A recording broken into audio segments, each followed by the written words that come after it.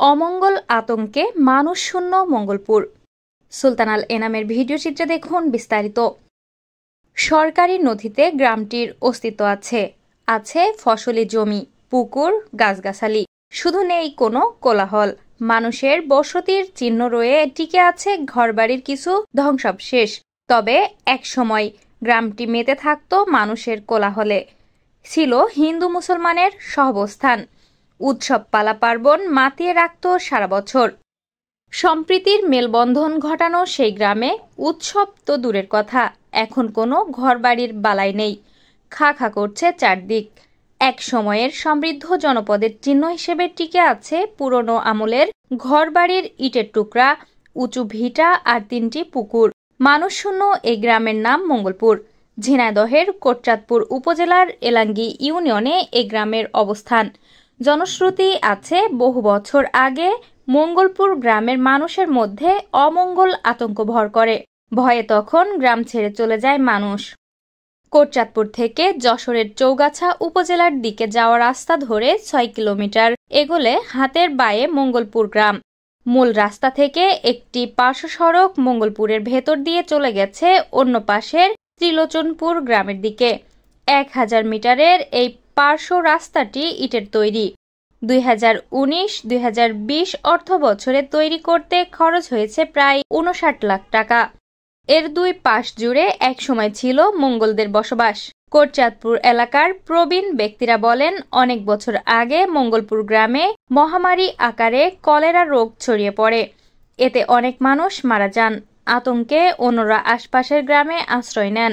কিছু পরিবার ভয়ে গ্রাম ছেড়ে ভারতে চলে যায়। স্থানীয় বাবর আলী জানান, মঙ্গলপুর গ্রামের অধিকাংশ মানুষ ছিল হিন্দু সম্প্রদায়ের। গ্রামটিতে হঠাৎ কলেরা মহামারী আকার ধারণ করে। এতে অনেক মানুষ মারা যায়। তিনি বলেন, ওই সময় একটা কথা ছড়িয়ে পড়ে, গ্রামের খালবিল, পুকুর, কুয়ার পানি নষ্ট হয়ে গেছে, এখানে থাকলে সবাইকে মরতে হবে। ভয়ে দলে দলে গ্রাম ছাড়তে শুরু করে মানুষ। কয়েকটি পরিবার পাশের বলাবাড়িয়া ও চাকলা গ্রামে আশ্রয় নেন। পরে ওই গ্রামে আর ফিরে যাননি। মঙ্গলপুর থেকে মানুষজন উধাও হওয়ার জন্য এখন পর্যন্ত দুটি কারণ জানা গেছে। একটি কলেরা, আরেকটি অমঙ্গলের ছায়া।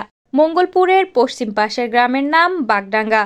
সেই গ্রামে বসবাস করা সিরাজুল ইসলামের সাথে কথা হলে তিনি বলেন, মঙ্গলপুরে মঙ্গল নামে এক হিন্দু সম্প্রদায়ের বসবাস ছিল, সে কারণে গ্রামের এমন নাম। ওই গ্রামের মঙ্গলরা ছিলেন খুব রক্ষণশীল। মঙ্গল নারীদের চেহারাও কেউ দেখতে পেতেন না। সব সময় তারা থাকতেন ঘরের ভেতর। তবে একদিন ঘটে অঘটন। মুসলিম এক যুবক পুকুরে গোসলরত এক মঙ্গল নারীকে দেখে ফেলল। সে ঘটনা মঙ্গল সমাজে ব্যাপক আলোচিত হয়। এরপর রাতারাতি এলাকা ছেড়ে অজানা গন্তব্যে চলে যায় মঙ্গল পরিবারগুলো। সিরাজুল ইসলামের ভাষায় এরপর একে একে অমঙ্গলের ঘটনা ঘটতে থাকে মঙ্গলপুর গ্রামে। কিছুকালের মধ্যেই গ্রামটি হয়ে পড়ে জনমানব শূন্য। পুরো গ্রামটি এখন বিস্তৃত মাঠ।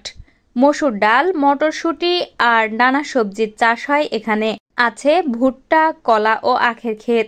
সড়কটিতে তেমন যানবাহন নেই। বেশ কিছুটা হাঁটার পর রাস্তার দুই পাশে দুটি পুকুর চোখে পড়ে। পুকুর পাড়ে গেলে পুরনো আমলের বাসনকোসনের ভাঙা টুকরা দেখা যায়। এগুলো দেখে আন্দাজ করা যায় পুকুর দুটি বেশ পুরনো। গ্রামটির ভেতরে খেতে সার দেওয়া আব্দুল হালিম খান বলেন, বহুদিন আগে মানুষের বসতি ছিল মঙ্গলপুর গ্রামে। বাপ দাদার কাছে শুনেছেন তাদের গল্প। মঙ্গলদের প্রধান মঙ্গল পাঠানের বাড়িটি ছিল একটি পুকুরের পাশে। তার অধীনে বহু মানুষ গ্রামে বসবাস করতেন। তবে তারা কেন চলে গেছেন সেটা কেউ জানেন না। ওই আমলের একটা দরগা এ গ্রামে আছে। গ্রামটিতে ঢোকা সড়কটি পাশে আবাদি জমি পড়লেই চোখে পড়ে একটি পুকুর। এর পাশেই দরগার অবস্থান। দরগা বলতে শুধু ইট বালু আর সিমেন্টের মিনার, তাতে লেখা ইয়াল্লাহ দরবার শরীফ মিনার। পাশে চাঁদের আকৃতি আঁকা। নির্মাণের সময়কাল উল্লেখ রয়েছে ১৯৭৬ সাল। তা দেখে বোঝা যায় দরগার মিনারটি স্বাধীনতা পরবর্তী সময়ের। তার আগেই গ্রামটি জনমানব শূন্য হয়েছে। দরগার আশপাশে নিস্তব্ধ পরিবেশ, চারদিক গাছপালায় ঢাকা। উপজেলা নির্বাচন কর্মকর্তার কার্যালয়ের কর্মকর্তারা জানান, মঙ্গলপুর নামে গ্রাম আছে, তবে সেখানে কোনো ভোটার নেই। গ্রামটিতে ইতোমধ্যে সরকারি প্রকল্পের মাধ্যমে 7টি ভূমিহীন পরিবারের জন্য ঘর নির্মাণ করা হয়েছে, সেখানে তারা বসবাস করছেন। পাশেই নির্মাণ করা হয়েছে একটি কমিউনিটি ক্লিনিক।